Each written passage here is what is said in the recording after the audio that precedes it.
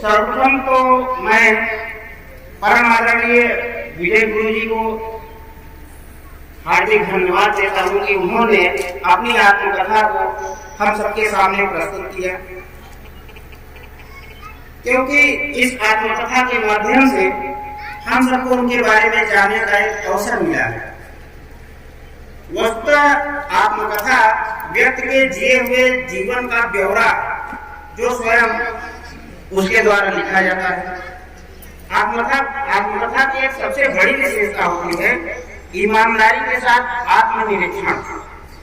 इसमें लेखक अपनी दुर्बलताओं एवं सबलताओं का बड़ी ही ईमानदारी से निरीक्षण करता है और प्रस्तुत करता है।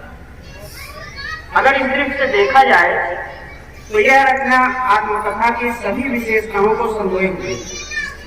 विजय जी ने अपने जीवन की सफलताओं और असफलताओं के बारे में बड़ी ईमानदारी के साथ इस रचना में प्रस्तुत किया है। वैसे विजय जी से सभी लोग काफी प्रभावित हैं। मैं व्यक्तिगत रूप से स्वयं उनसे बहुत प्रभावित रहा हूँ। वे इतने सहज, सरल और सुलझे हुए व्यक्ति हैं कि उनके व्यक्तित्व एवं कृतित्व को देखते हुए सबको उनके बारे में जानने की एक इच्छा उत्पन्न होती है और उनका यह व्यक्तित्व कैसे बना है इसको जानने का सबसे अच्छा माध्यम होती है आत्मकथा। वैसे मेरा मानना है कि आत्मकथा हर व्यक्ति को लिखनी चाहिए, क्योंकि विज्ञान परिषद प्रयाग के जो प्रधानमंत्री ने डॉक्टर शिव गोपाल मिश्र जी, उन्होंने इस पुस्तक के आशीर्वचन में एक बड़ी महत्वपूर्ण बात की। उन्होंने कहा है कि हर व्यक्ति के पास देने के लिए कुछ नया होता है। इससे भावी पीढ़ी को अपने से पूर्व हुई घटनाओं, स्थानों और उपलब्धियों का सही परिचय मिलता है। तो अगर इस दृष्टि से देखा जाए तो विजय जी ने भी शायद यही सोच करके अपनी आत्मकथा लिखी होगी। वैसे इसकी भूमिका में वो एक जगह लिखते हैं, एक साहित्यकार होने के नाते मैंने महसूस किया कि मुझे अपने जीवन के अनुभवों, सामाजिक राजनीतिक हलचलों को अपने बच्चों और नई पीढ़ी के लिए लिपिबद्ध करना चाहिए।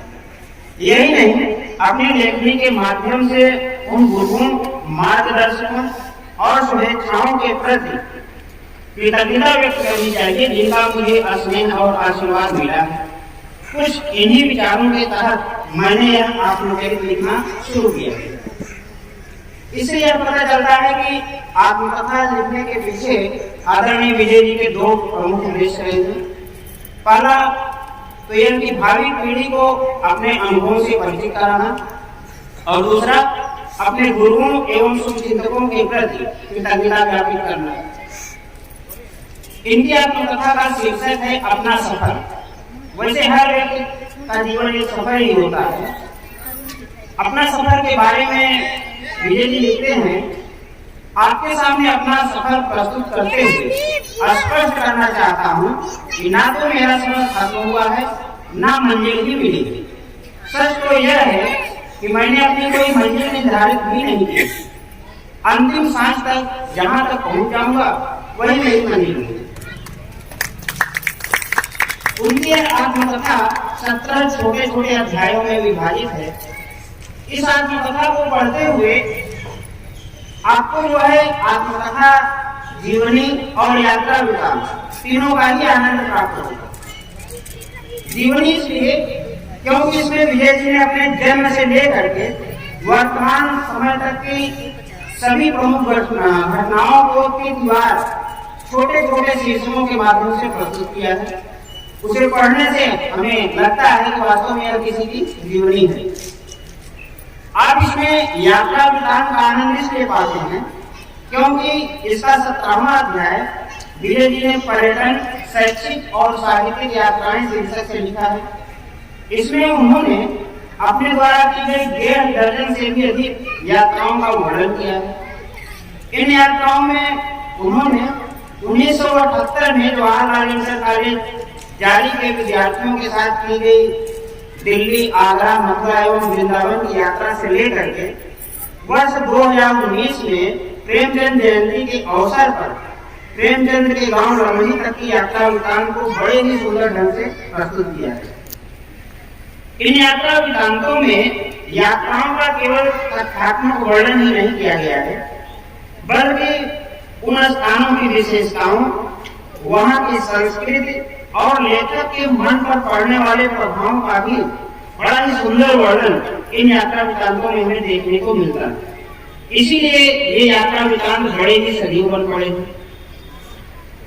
विजय जी ने अपनी आत्मकथा का प्रारंभ अपने गांव एवं पूर्वजों के इतिहास से किया है। फिर वह अपने बचपन की कुछ महत्वपूर्ण यादों को भी साझा करते हैं। इस आत्मकथा की एक बहुत बड़ी विशेषता यह है कि इसमें तत्कालीन ग्रामीण जीवन एवं संस्कृति का बड़ा ही जीवंत रूप प्रस्तुत किया गया है। विजय जी ने अपने बचपन के समय के गांव में होने वाले खेल कूद, जीवन शैली, खान पान, लोगों का पहनावा, उनकी आदतें आदि का बड़ा ही बारीकी से विश्लेषण किया है। एक जगह जो है जहाँ पे वो लोगों की आदतों आदि के बारे में लिखते हैं, वहाँ पे बड़ा ही मनोरंजक ढंग से उन्होंने लोगों की एक सामान्य आदत के बारे में लिखा है। वो लिखते हैं कि उन दिनों पुरुष अपने कान का उपयोग कई काम के लिए किया करते हैं। कुछ लोग बीड़ी पीने के बाद इसे बुझाकर उसकी अग्नि को पुनः पीने के निमित्त अपने कानों के ऊपर रख लिया करते थे। कुछ तो अपने कानों में सिक्के भी घोंस लिया करते थे। कुछ लोग अपने चश्मे में फ्रेम की डंडी की जगह धागा लपेटकर अपने कानों में राउंड रख करके बांध लिया करते थे। कुछ लोग अपने कानों के ऊपर सूती खाने के लिए चूना रख लिया करते थे। कुछ जनेऊधारी जन अनुसंधा करते वक्त अपने जनेऊ को ऊपर टांगने हेतु कान का उपयोग करते थे। मास्टरों के लिए बच्चों को दंड देने हेतु कान खींचने के काम आते थे। शरीर में सुगंध हेतु इत्र, कुड़ेल का फाहा रखने हेतु कान सहायक हुआ करते थे।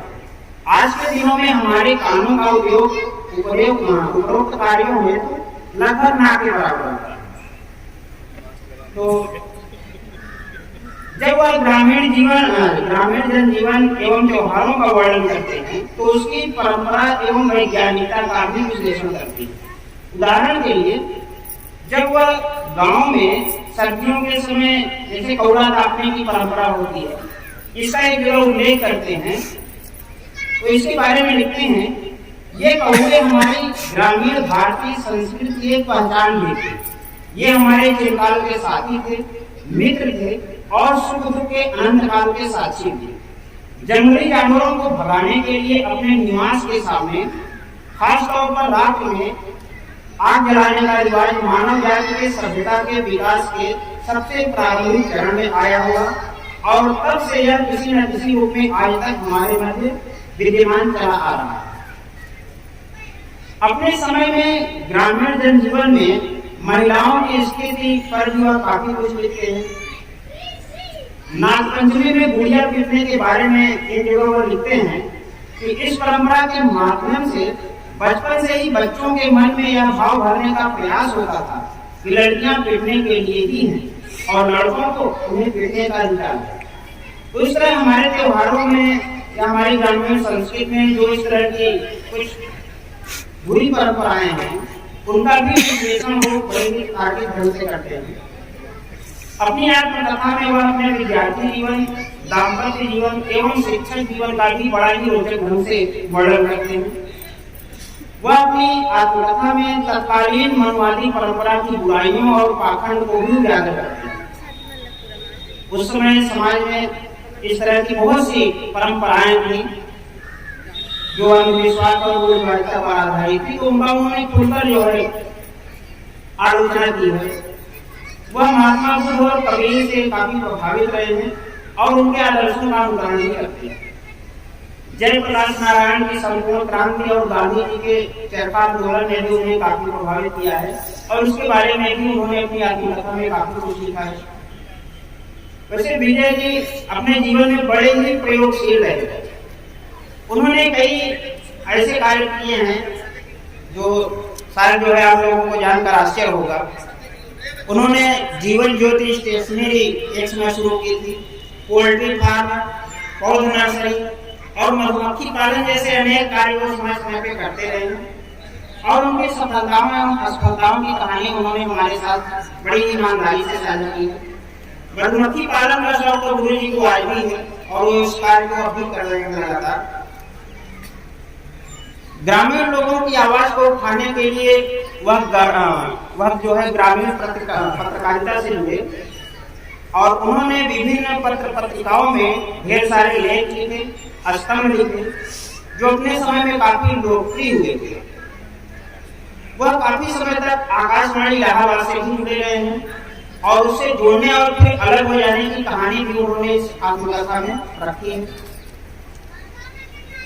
विजय जी का एक अत्यंत महत्वपूर्ण कार्य है गांव की नई आवाज पत्रिका का प्रकाशन करना। उन्होंने इस पत्रिका को 1993 से शुरू किया था और आज तक यह पत्रिका निरंतर वह निकाल रहे हैं। यद्यपि पत्रिका निकालने में अनेक कठिनाइयों का सामना करना पड़ा, बहुत घाटे भी होने थे, लेकिन फिर भी जो है अपनी पत्रिका वो आज भी निरंतर निकाल रहे हैं। वैसे कहने को तो बहुत कुछ है उनके बारे में, लेकिन क्योंकि समयाभाव है इसलिए बहुत कुछ मैं ना करके अंत में यही कहना चाहूंगा कि विजय जी ने अपनी जो यह आत्मकथा लिखी है वास्तव में पढ़ने योग्य है और इसे पढ़ना चाहिए। जो भी उनसे संबंध रखते हैं, उनके बारे में जानना चाहते हैं, उन्हें यह आत्मकथा जरूर पढ़नी चाहिए। और अंत में मैं यही कामना करता हूं कि श्री विजय जी हमेशा स्वस्थ रहें और साहित्य और समाज को अपने अनुभवों से ऐसे ही लाभान्वित करते रहें। इसी के साथ मैं अपनी बात को जान देता हूँ। धन्यवाद।